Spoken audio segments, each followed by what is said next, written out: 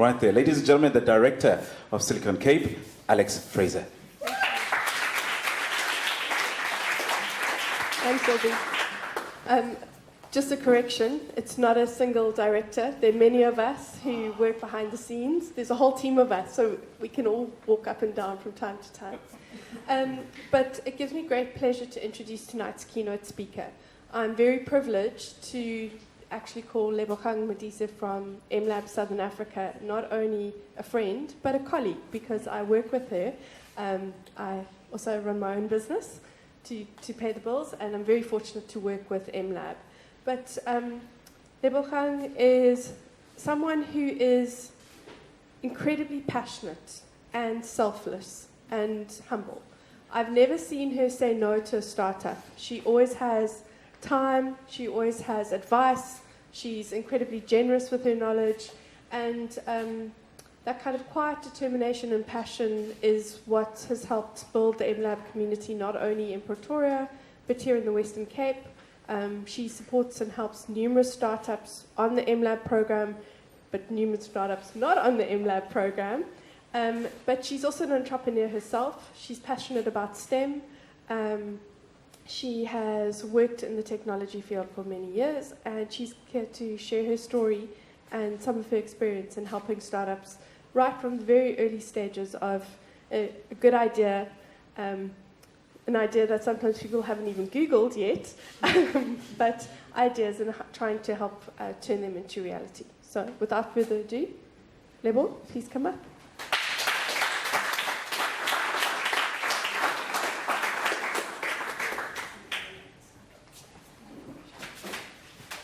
Good evening, everyone.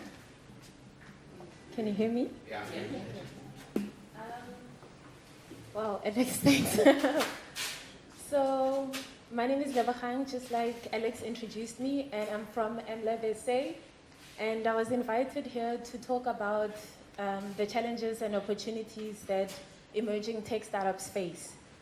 So, I'm going to go off the script a bit, having listened to all the startups that were pitching, and still tailor it to the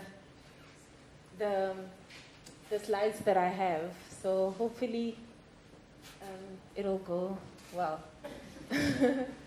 So if you Google emerging on Google and you go to images, this is the first image that pops up. Like literally right now, if you Google it, that's the image that you're gonna find.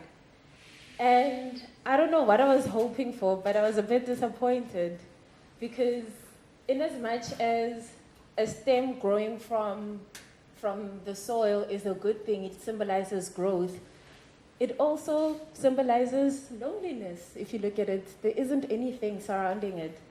And if you take a closer look at it, you'll see that given the Cape Town wind that we have, it could be blown away, and that means its lifetime has ended. So with emerging tech startups, sometimes this can be the case. If you start a startup alone, this is how you probably feel, thinking, oh my gosh, I see progress, so yes, I'm growing, I'm above the ground. But how strong are my roots, and what sort of winds should I be aware of? What can blow me away? Is it lack of funding? Is it not having team members? Is it not knowing where to start, you know? So while growth is good, I'd rather have an image of a new stem branching off a tree. And for that, I mean, grow where you are. So if you're a student and look into yourself and ask yourself, what are my skills? What are my interests? Because you are more likely to best innovate in that sector. And if you have a job and you're thinking, oh, I want to quit, start a startup, and be the next billionaire, also ask yourself the same questions. What are my skills? What are my strengths? And is there a problem in-house in the company that I can solve? So instead of going from employee to entrepreneur, you can go from employee to entrepreneur, meaning now you start innovating in-house and testing things. And all the challenges that you'll experience in-house are in a safe environment, because one, you still have a job, so steady income. But two, you are now starting to experience resistance, because when it comes to change, people normally resist, you know. So you will first start to convince whoever you're reporting to, or even your team, that a new way of doing things might be the best way.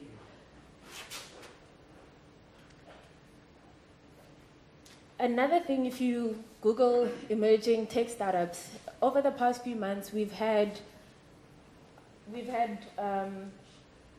headlines across Venture Burn and all these leading online business houses, journalism houses.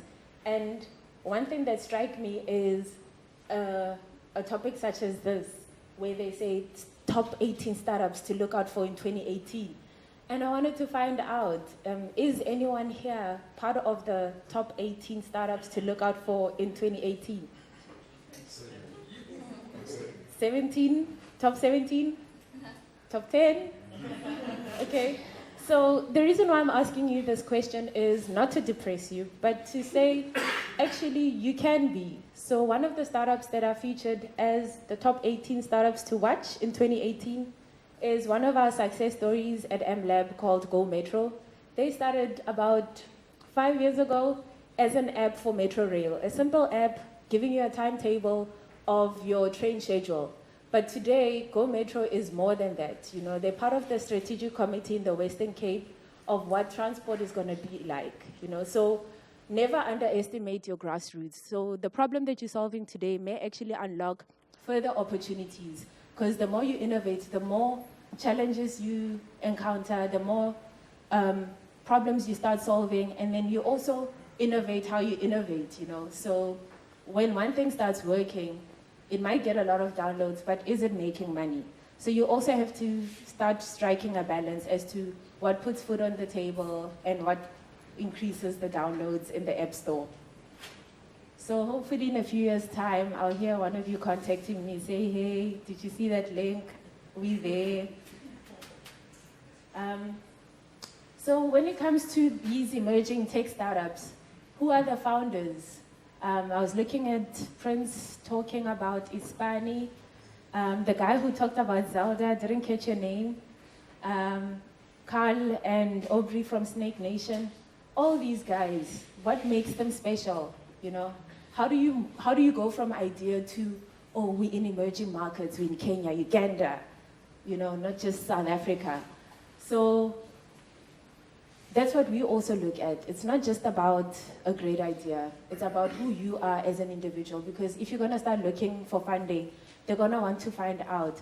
Excuse me, I think I'm going to reference you a lot. So what's your name? Thomas. Dominic. Okay, so let's take Dominic, for example. He's up here pitching for Zelda. Let's say he's looking for funding. And he just told you guys that he dropped out of university twice. So depending on how you value higher education, you might look at it as, what if he drops out of his startup, you know? But then you must ask yourself, what are his reasons for dropping out of university? And only if you dig deeper will you find out if he's a guy worth betting on or not. And if whatever he's working on, if it doesn't work, is he the kind of guy that will go back and try something new, or is he going to give up and look for the safest thing? So he's already told you the expenses that go into paying off university fees having not finished. And Dominic, I'm like you. I also dropped in, out, until I was like, 1 year I had to raise money to re-register, about 23,000 rands. And then that excluded the registration fee. And then I had a brainwave. I was like, you know what, if there's a gift God gave me, it's these 10 fingers. I can code. Let me see who I can contact. And I've learned that with small businesses, anything under 5,000, they'll easily do. So I was like, let me make a few websites, pay off my studies. And that's what I did. But at the end, I was like, hell, I made 23,000 rands to pay off for debt from the previous year, and I still have to register this year and make more debt. No ways. This is not going to work. But then my mom is not going to buy that either. So how do I get out of the system? So I was lucky enough to contact Microsoft and ask to be part of a graduate program as a non-graduate. Yeah, I know. And luckily, they invited me for an interview, which is good news. Because if you invite me anywhere, I will come, and I'm not going. I'm not turning back until I get what I want. So I went in and got the job. But I didn't tell my teammates, hey, I don't have a degree. But to make up for it, I had to work twice as hard. Not only because I didn't have the degree, but I was also the only woman who was part of that team. So I had to work 4 times as hard just to prove that I deserve to be here. And years later, I've never looked back, you know. So I still promised my mom that I'll go back for that degree. So luckily there's a UNISA option. But all I'm saying is, I meet people every day. Some of them are full-time students, others are dropouts, others have finished, and they all want to do great things. They all want to break into entrepreneurship. But it's not as easy as that. People will tell me about Mark Zuckerberg or Bill Clinton, and Bill Gates, Bill Gates, and how they didn't finish, varsity, and yet they are billionaires. And all these billionaires own companies that require you to have an engineering degree in order to get a job there. So it's not that easy. Rather talk to someone, and half the time I'll probably convince you to stay and finish off your studies, unless you can really prove you can make a lot of money right now and not have to worry about that in future. But unfortunately, there is no recipe. All these founders are different, and what makes them work is usually what is driving them to do something, you know. So your why, you know, start with that. Like literally, it's not just a book. It should be something that you do. Ask yourself, why are you doing what you're doing? And if it fails, what is failure to you? How do you define it? Is it the fact that it didn't take off, or it did take off but it didn't make money? And some of those lessons actually work in your favor. I mean, we've got startups that started off a few years ago, and we funded them at MLab, but it's only now that they are going into market with the devices that they built themselves. So all these things take time, and with time comes other expenses like money and all of that. So while you're thinking of ways of raising money, let me stick to the script. So I've got this picture here of the late Hugh Masekela. And this specific picture was taken of him in the mid-1960s in New York. And I was like, oh my gosh, here's an African man, probably born in Soweto, in New York in the 1960s. I mean, how many of us today in 2018 still want to touch San Francisco or any city in New York, you know? A lot of us. So that means he must have been good, because someone paid for that trip and for him to go do what he loves, which is playing the trumpet. And this is him now before he died, you know. He was born in 1939 and he passed away recently and was buried last week as the father of the South African jazz. So those 2 images for me symbolize one thing, the language that you probably understand, which is 10,000 hours. So Malcolm Gladwell talks about mastery and saying you have to put in the work, meaning success doesn't come overnight. And if you really want to do what you say you want to do, you must be willing to persevere and give it the time and effort that it requires. The thing with being an entrepreneur is that if you don't work, nothing works, you know? So whereas with employment, whether you work hard this 1 month and slack off the next month, you're still guaranteed that paycheck. Not that I'm advising that that's what you should do. But I'm saying with entrepreneurship, if you don't work, it means your bills are not going to get paid at the end of the month. So you've got to put in that 10,000 hours. And I can't equate what Hugh Masekela put in as 10,000 hours. He put in more. But he's shown consistency. And that's what people are also going to look out for. Whether you're in employment or running your own company, they're going to look at your consistency, your character, your behavior. How do you treat your customers? How do you treat your team? How do you work with people? How do you go after what you want? Do you give up after a considerable number of times of trying, or do you just give up at the first answer of saying no to a meeting from a VC? So hence I'm saying, like, sometimes we look to business books, but we can learn more from people around us that are not in tech, but are doing things that can inspire us. So what are the challenges? So those are real, by the way. They were on my desk in 2016. I was trying to make an origami and I failed so many times. So I figured, let me take a picture and I'll make awesome quotes with it one day. And today's that day. So the challenges with being a tech founder, I would like to show you this. It's a quote from Theodore Roosevelt's Men in the Arena. This is my anthem. And I was like struggling to pick a line that I should share with you. Men in the Arena is not enough if you don't know the whole thing. So I figured I was going to talk while putting it up here so that you can get time to read it. And although you don't think it's important, it is important, which is why I included the whole thing. So please Google it and read it. It talks about being in the arena and that it's not the critic who counts, and that the person who counts is the one who's in the arena, that perseveres, you know. So you will get knocked down. You will get no's from VCs saying, no, they can't meet with you, not even for 20 minutes or even 5. You will get no's when you apply for funding through various incubators. You will get no's when you stand up at pitching contests trying to win something. And that doesn't mean you should give up, you know. Rather ask for feedback. Why am I failing? What are the no's? What can I learn from all these no's? But don't you dare give up, you know. So every time I look at this, I have an image of Rocky Balboa coming into mind. I grew up watching Rocky 1 all the way up until 7, and he never gave up. He really inspired me. So although Rocky is not a real person, what he went through was pretty real.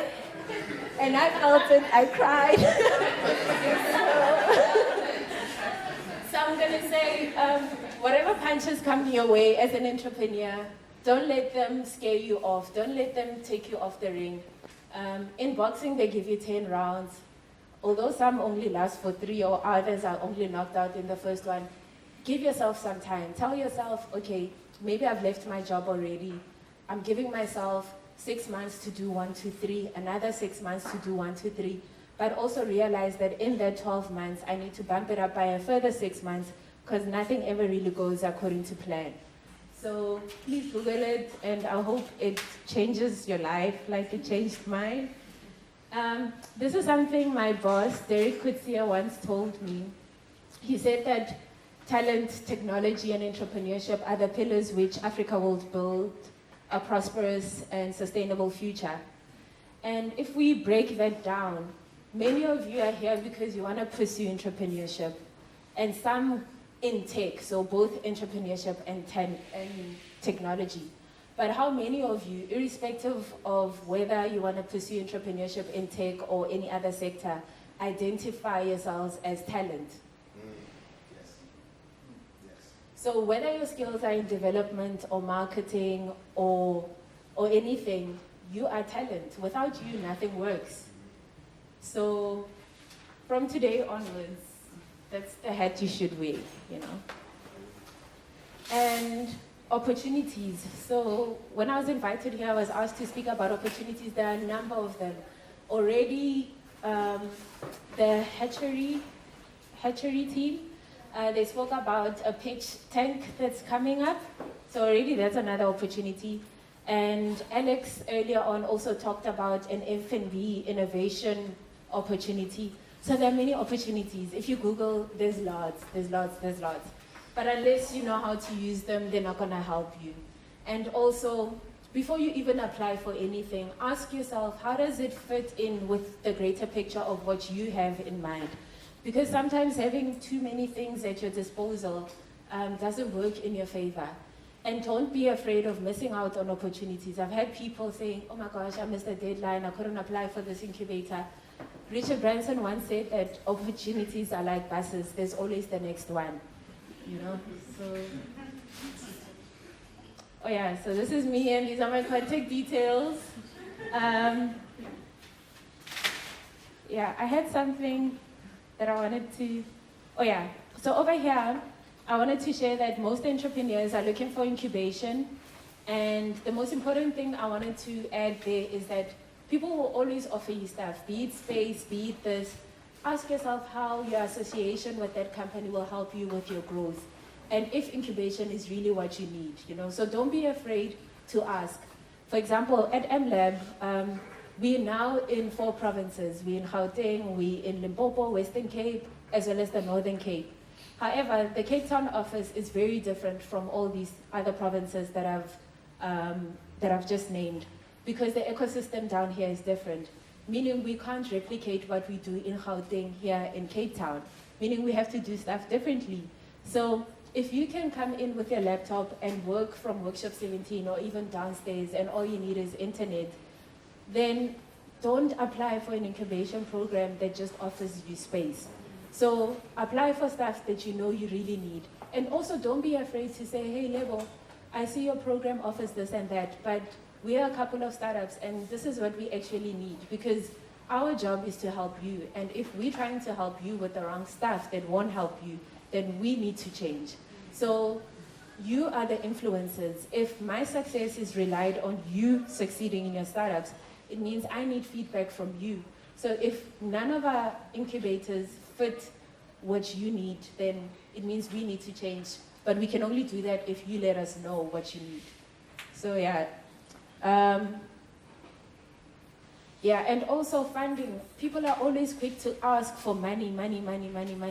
But money is only a resource if you are resourceful. And sometimes having too much of it is also a waste. I've found that most of the founders do a lot of the work before they get funding. And after they get funding, they relax. They think, oh my gosh, we've got cash, salaries. You know, they're no longer innovating. They're no longer pushing. So a lot of the time we see that they do a lot before they get the funding, but sometimes funding introduces a whole lot of stagnation. So I'm asking you to not lose your skills of bootstrapping even after the cash injection into your startups. So thank you to Silicon Cape for inviting me, and thanks to everyone for your time. And if you have any questions, I am here. I don't know if I still have time to get them from the floor, but we are based here at Workshop 17 if you need us. Yeah. Well, I think you're going to be on the panel, and then you're going to have a Q&A session for everyone, so we can bring it all together. All right. Thank you. Thank you, ladies and gentlemen. Thank you so much. Another round of applause, ladies and gentlemen, for our guest speaker for the day. Thank you so much for that. Now, it's only amazing that at times, I think, Lebo, you talked about 10,000 hours. You know, it may be 10,000 hours of struggle, but you may just need that 1 minute that makes it all worthwhile. I just thought I should mention that. And then you talked about Rocky. All right. Ladies and gentlemen, without further ado, we've gotten to our part of the panel discussion. So can I please, or will you allow me to call up Terence Governor, who is going to be our moderator for this evening, and also Dr. Rood, who is the chairperson of Silicon Cape, to come up to the stage. Thank you. I think as a start, can you just give us an overview of your company, Pambili IT, please? Sure. So thank you. It's an absolute pleasure to be here.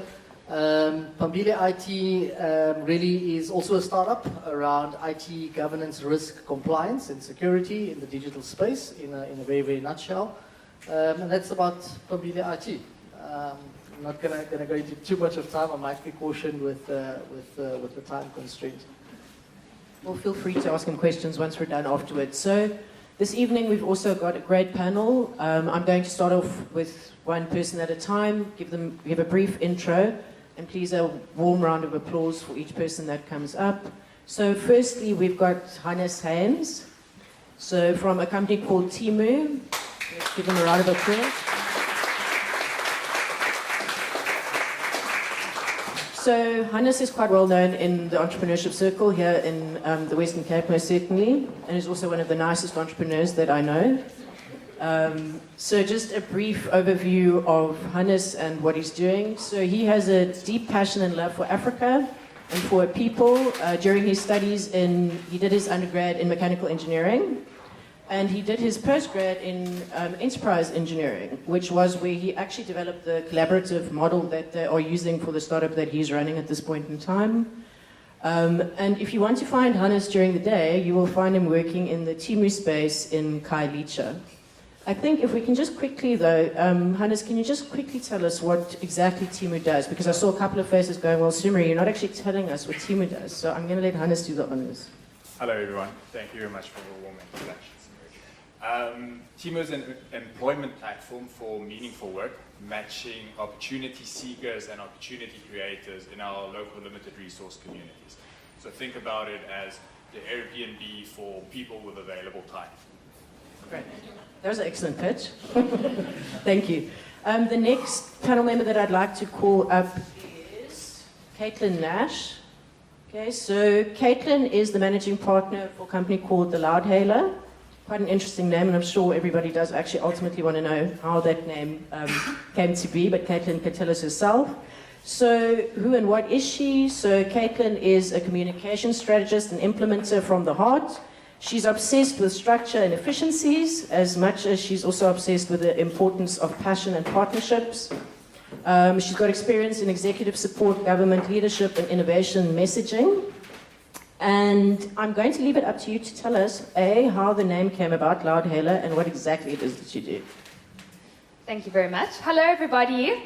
It's good to see you. Now it's time for the panel where we all get to talk and be slightly more involved and chatty, which I love. The Loudhailer was very simply, I spent 8.5 years working for government. I headed up the portfolio for local government. So I worked with municipalities. So wherever I went into municipalities to work out how they did mass communications. And the assessment part was the best part. How do you do communications? We Loudhail. So basically going into communities and taking a megaphone and shouting messages. All right.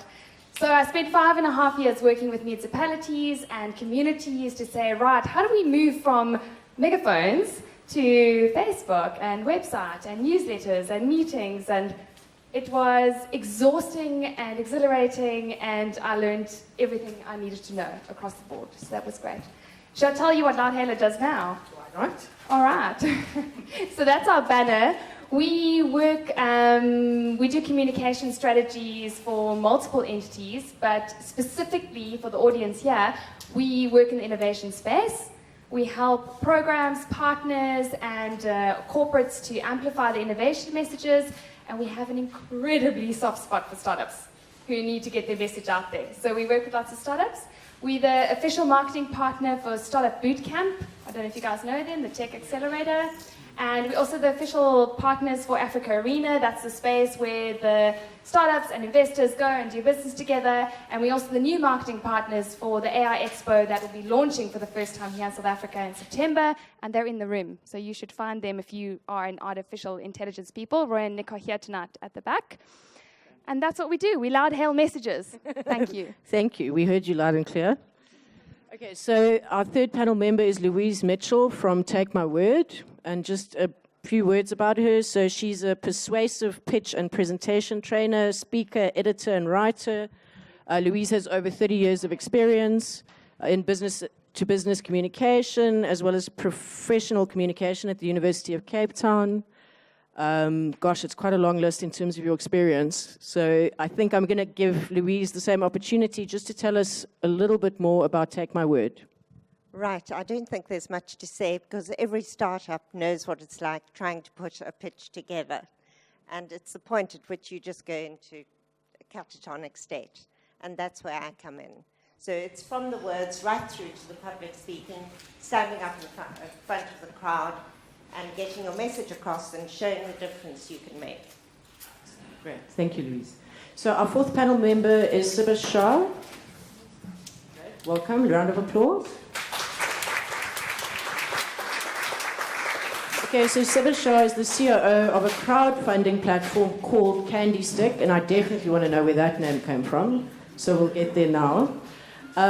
So this is also the second crowdfunding site that Sibha is managing and that he oversees from an operational level. And if you could just spend a few moments, Sibha, and tell us, I'm dying to know personally where the name comes from, and secondly, how it's going with Candy Stick. Thank you very much for inviting me here. It's great to be part of this panel. So Candy Stick, how it came about, a French man named Fabrice He loves Candy and what he did, loved the name Candy and what he actually started as a crowdfunding platform was actually a group funding for gifts. So gifts being, okay, I've got a wedding, put money towards what we call money box, and everybody will put money into your money box for your wedding gift, or it would be your birthday, you turn 50, and a Candy Stick was, or it was a present, but he liked Candy Stick more, so he named it really after Candy Stick. Candy Stick now has evolved from a private money box to public money boxes, which are more for social enterprise organizations, or your NGOs and NPOs looking to raise funds for their causes. Yeah. Great, thank you, welcome. And then the last panel member obviously needs no introduction. We're fortunate enough to have Lebogang Modise on our panel as well. Okay, another round of applause for them. Thank you. Excellent. So I rushed through a little bit, and I see everyone took the time to explain what the names meant. So I'm just going to explain quickly what Pambile means. It means moving forward and progressive, and that's what Pambile is all about in this form of governance, risk, compliance. And when I say that, the first thing that should come to mind is Steinhoff. But I'm going to stop there. So I don't have a joke because, again, I think we're going to run out of time. But what I will share with you is when I arrived, I was a little bit early. So I stood out and I waited. And I was like, it's starting in 10 minutes. I don't see anybody here yet. The lady at the front in the pink came to me and I was like, where is everybody? And she looked at me and she looked up and she looked down and she said, you're not from Cape Town, are you? So I very proudly said, no, but I've been here for 4 years. And she says, no, I've been here for 20 years. I think you're going to have to Cape Townianize a little bit more. So anyway, what a pleasure to be here. And I think certainly to give the startups that we've heard, can we give them another round of applause? I think it was really, really awesome. It's just absolutely phenomenal to see, I think, what can be achieved and what we can do, and just observing, just by applying our minds, what we come up with. So to the panel, and obviously to all of you, we're going to go through some questions, and hopefully those questions are either top of mind for you as startups, and if we have an opportunity, we can open up the floor for additional questions. So, and hopefully this will be something that, as the talk is about, is the challenges and opportunities. And one of those challenges and opportunities that I think any startup would face, you yourself, and obviously if you've come across the same. I think the first one is around, as a startup, how important is public relations? And we're going to get to brand in a sec because it's the follow-on question. How important is public relations for a startup? So I'll put it to whoever wants to take the question, but I know we've got some communication specialists and editors and writers and everyone else in it. And I'll repeat the question. How important is PR, public relations, for a startup? How many hours do I have? Where's our timekeeper? Okay, I'll try to keep it snappy. I think when it comes to PR and communications, there's a couple of things. There is a saying that no PR is bad PR, and that you need to say with a pinch of salt. I think at this stage, for a startup, you need to make a differentiation between PR that brings you sales and app downloads, and PR that brings you brand growth and investment. And those are two very different things. It is exceptionally important for you as a startup to have some media assets at hand. Right? So there's a wonderful gentleman here tonight who is very cheerful from Cape Talk. You should become his best friend. And he should put you on your show so that you have one radio asset, one online piece, one print piece, and one TV broadcast piece. Because when you walk in and do a presentation, it gives you a sense of accelerated legitimacy, which helps you close deals and helps you get investment. Right? So it's other people saying you're real, you're doing real things, and you're real people. And that's where you start your media portfolio. And you grow from there. And then you set different targets, right? That comes down to app downloads and growth targets and et cetera, et cetera. And that extends into a communications plan and a marketing plan. But PR is something you should all do. And the one thing I have to say to you is, you know where you start is you imagine the headline you want. You make a list of the top 5 headlines you want to achieve in 2018, and then you drill down after that and say, well, then what will the article say? And if you don't want to read that article, then it's not newsworthy. Okay. It's a journey, but it's important and it's very, very necessary to invest in. So under your project management and your line items, have a line item for PR. Do not think you can do it for free. Thanks, Caitlin. But maybe just to follow on from that, to yourself and if everyone else wants to take the question, do you create a brand with literally no funding or very little funding in a startup? Because that, I mean, as we've heard, is quite important when you want to engage with a corporate or with any other business for that matter. You know, everyone looks at, what have you done? Where have you done this before? And that's always the part that you struggle. So how do you create a brand? I think you start a little bit around creating the presence. How do you create the brand? I'm not into branding, so I can't answer that question definitively. But what I do know is that old story of your why. Well, as soon as you can communicate your value and the difference you're going to make, you've got that aha moment that's going to show what you do and why. And from there, that is a little kernel from which you're going to build your brand. It's what you're going to be doing for your community. It's really your starting point. And if you've got that, then you go to your PR people and you communicate that same value to your marketing people, your salesperson. Every time you say that you speak to somebody, communicate that same aha moment about the difference you're going to make to the end user. Okay, I'll just I'm going to come back to two questions.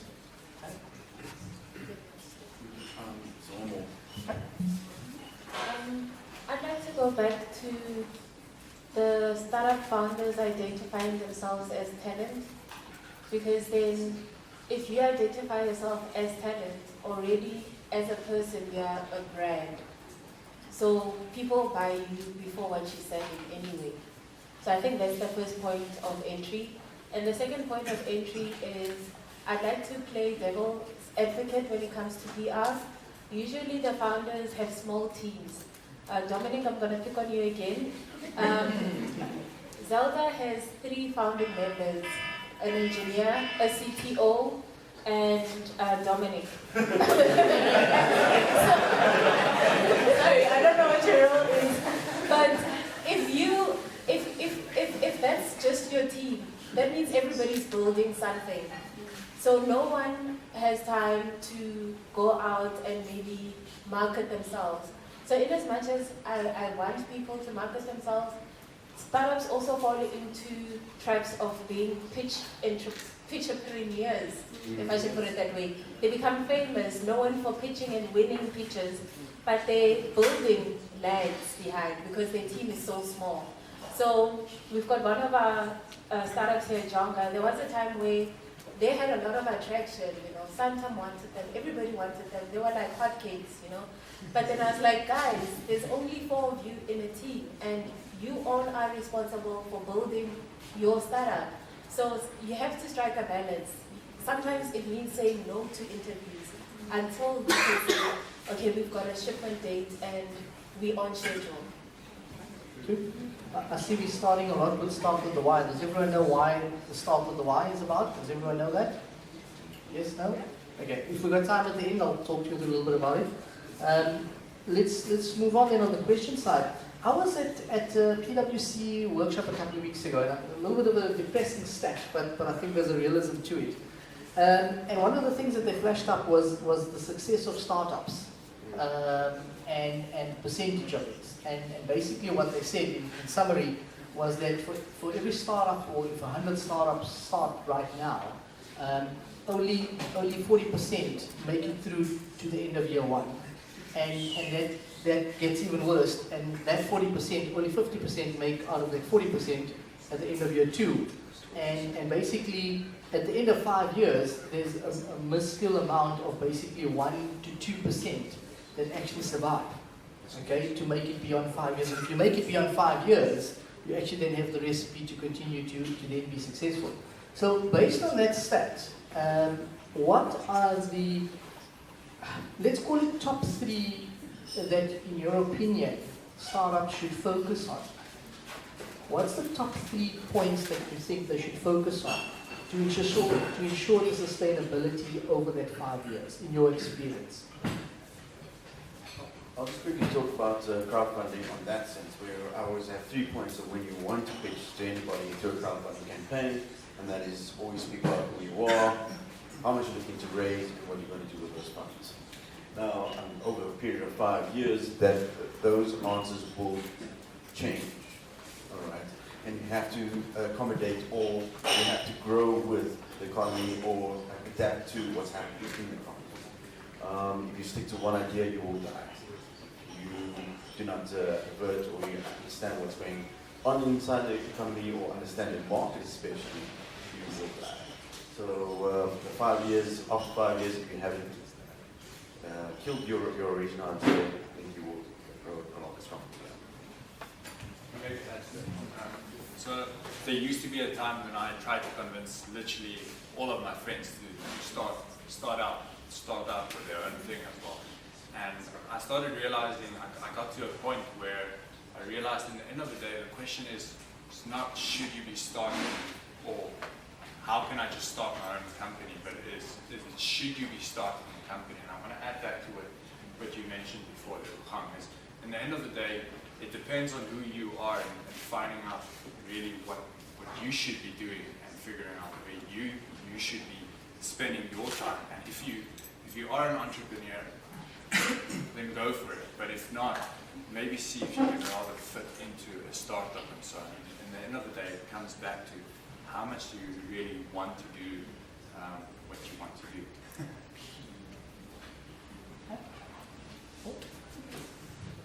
As a startup and as you get into investors and investing, I think the first question is how do you determine fair value? Because you've got someone who's coming in and saying, I'm going to give you 2 million rand, it's wow, it's going to get you that next step into your business. And do you give away 10%? Do you give away 50%? Because at that stage it's really not worth too much as you start off. So the question is, is there a recipe for determining fair value if you have an investor or an angel investor who wants to put something into your business? You know you need it. You know you need it to grow the product the next step. What's the right answer? Is there a right answer? And again, just I don't know the answer, but there is a formula that investors will look at, and somebody in the audience must know that answer. Yes, Alexander. Sorry, Alex. So with MLab, we do support startups financially, and most of the time they pitch to the maximum we can offer them, which is 500,000. And immediately, if let's say I see that, I'm like, no, you didn't do your numbers. You just pitching to the maximum. Yeah. So, but then again, we're a non-profit, so we don't take any equity. However, if any of you has watched Dragon's Den or Shark Tank, you know, and you own a startup, you'll probably get a lot of anxiety because you're like, oh my gosh, I'm not ready to give away a piece of my company. But you have to ask yourself, at what stage are you at? Because if I wear my entrepreneurship hat, last year, given what I'm working on, I had 2 potential angel investors saying that they will invest in my company, and this is the amount of equity that they would want. So depending on the number of investors you have, that also influences the evaluation on your startup. And they are also looking at their return on investment. So if you can't also put down a date as to when this thing will start making money, then it means you'll disappoint them earlier rather than later, you know? So in terms of evaluation, I would say take advantage of the grant options that are available before looking to give away any equity. So with crowdfunding models, there are many that you can take advantage of without necessarily giving away equity. Because if you're in a space that's disrupting an industry, it means it's never been done before and you're going to be the first one. So you have no reference except to say, believe in this, I know it's going to work, this is how big my market is. Part of that formula is your MVP, your minimal viable product. Has the market accepted that? And that if the investor sees that it's been accepted, part of the formula will be, all right, you will get investment. So again, with crowdfunding, you can test the market for that. And instead of giving away equity, you're pre-selling your idea. Please do. And perhaps another point, because I always wear a PR and communications hat, is when it comes to investors, they will want to get a sense of customer validation or market validation, which can often be very difficult to give them, especially in the early days.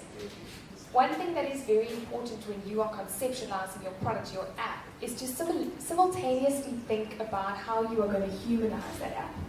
So I work with a lot of engineers or people that have fantastic fintech products, but you need to be able to walk past your product and actually turn that into a human solution, and how do you tell the narrative around that. And I think that your PR should always be very purpose-driven. So I completely agree with you. Please don't run into the limelight and just do random PR. You must go and do a PR drive with a purpose. It may be you just want some initial brand credibility for investors. And when you're doing that phase, make sure that your messaging involves humanizing your product so that it becomes more accessible to the end users and even to your investors to understand exactly what you do and the problem you're solving. Excellent. Thanks. Great advice. Thanks, Caitlin. Can I give a round of applause to our panel?